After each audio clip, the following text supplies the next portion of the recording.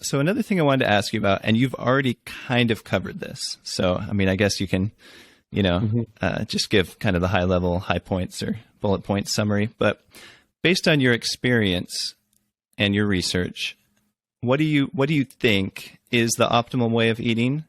But I guess when you were kind of touching on that earlier, you also talked about the journey and how it doesn't have to be the same for everyone, and you can do something for a while and possibly change and all those things. But just kind of the bullet points idea of like, what do you think is kind of the optimal way of eating? Yeah, there is something that you could say that it all fits in, right? There is a framework that anyone could do to be healthy, and that is moving towards whole foods. I think there kind of is a linear just regression away from health when you get as you move towards the more processed foods, right? So if you had a 100% whole foods diet, you have 100% chance of being healthy, right? I'm not going to say you are going to be healthy. And then as you go down, as you process your foods more, or as the percentage of your diet that is processed foods increases, you will linearly go down in health. That's what I've come to the conclusion of. It's pretty linear, right? As you add more processed foods into your diet, the worse your health gets. And this is kind of seen around the world. And you look at a vegan diet. Yeah, they can be decently healthy because the ones that are healthy would be eating the least processed foods. They could be eating, the whole food plant-based and just, some of these whole food plant-based people, it's different. They're like, we're not vegan, quote, we are whole food plant-based. And we do not eat refined sugar and maybe some refined grains, or maybe they avoid gluten. And we don't eat a lot of seed oils, perhaps.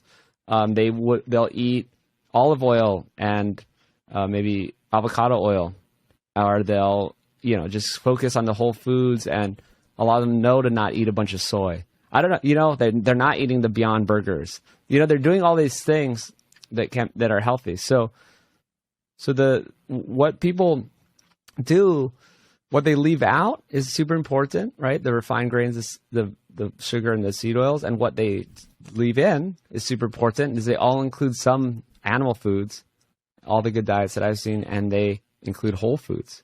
And so that's like the high level. But then you got to go down a layer, right? And then from there, it's like, okay, well, I think people would benefit from eating more animal foods.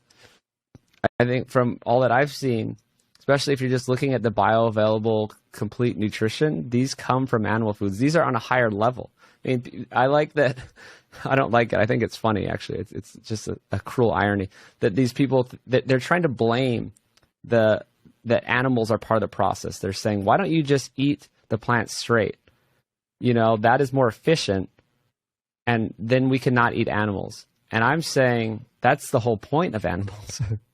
The whole point of animals is they upcycle nutrition and they make it more bioavailable and complete so that us humans can live and thrive. And this is how we became human. I interviewed a lot of anthropologists, archaeologists, and scientists about this. And this is how the main theory is of how we got our big brains, and our guts did change because we got access to this higher quality nutrition. Because we were smart and we started using tools, we gained access. We could crack open bones and get the marrow, and we could crack open skulls and eat the brains and get all these, omega-3s and DHA, all this like amazing fat and nutrition. And that's why we became human, and our guts changed. And so now we require this high quality nutrition. Our large intestines got smaller and our small intestines got bigger. The small intestine is where we digest the animal foods. Right, the large intestine, our chimps, our ancestors, they're the ones that sit around eating leaves all day and fruit. Like they're able to do that. For one, they have to do it all day to try to get enough nutrition, and two, in this large intestine is where it's basically fermenting and giving them their nutrition. And we can't do that anymore. Vegans try. You're just not getting enough nutrition. So it's like our bodies responded over millions of years, such a long time, to require these high quality animal foods. So that's why I think it's kind of ironic when they're like trying to say that this is the bad thing. Like, ooh, eating animals is the bad thing. We could just eat them straight. I'm saying that's the good thing. That's like how we evolve. This is how we get full and complete nutrition. So yes, I'm saying move up your animal food. I told you I work with Dr. Gary.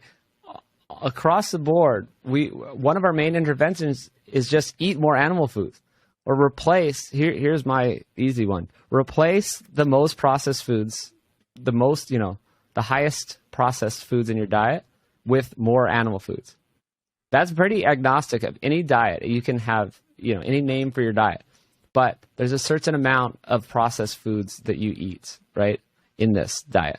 Okay, cut those parts out, the most processed versions. That could be soda, that could be, tortillas or bread or something, like whatever, packaged foods. There's a certain amount of your diet currently that's that. Okay, cut that out and just add in more animal foods.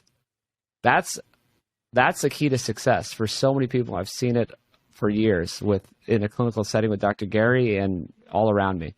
And what that's doing, it's giving you more bioavailable and complete protein. You're getting more nutrients. You're basically increasing the nutrient density of your diet by doing that, right? You're getting rid, part of the reason why these processed foods are bad and the sugar, flour, oil is bad is because they're empty calories, essentially.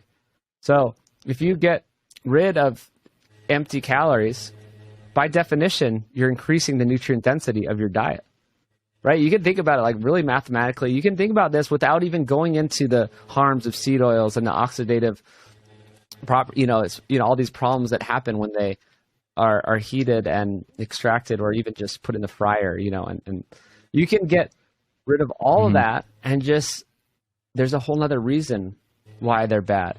It's just the sugar, flour, oil is a bunch of empty calories.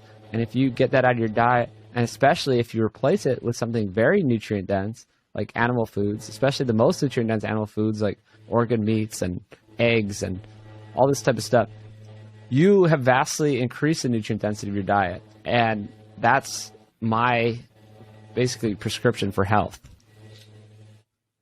Okay. Well, so I want to touch on a couple things, just kind of summarizing that for my own benefit and maybe the listeners' benefit. At the beginning, you talked about moving towards unprocessed foods, whole foods. And actually, I think it was 2 episodes ago, I did an episode where that was the whole point of my podcast episode, was just to talk about kind of people eating real food as opposed to processed stuff. And so I feel strongly about that as well. I think that's a really important prescription for better health. And then you mentioned that within a plant-based diet, call it vegan, call it what you will, but within a plant-based diet, that it could be pretty healthy if the foods are the more unprocessed variety, the whole foods, and avoiding these refined grains, refined sugars, refined vegetable and seed oils, and things like that. And then there are still some issues with nutrient adequacy, and vegans end up taking supplements and things because there's certain nutrients they can't get enough of from the diet. But if somebody wanted to eat plant-based, the best way to do it, and by the way, this was one of my questions I was going to ask, but now I don't think I need to, is if somebody wanted to eat plant-based, say for ethical reasons or whatever, and by the way, that's something we'll talk about in just a second. For ethical reasons, they want to eat plant-based, then probably the healthiest way to do that is to try to stick with whole foods, plant-based, as opposed to, these vegan products that come in a package and they have a bunch of refined flour, and especially if they're like a vegan version of something else that they used to like to eat, and they probably have a bunch of weird refined stuff added and it's super unhealthy.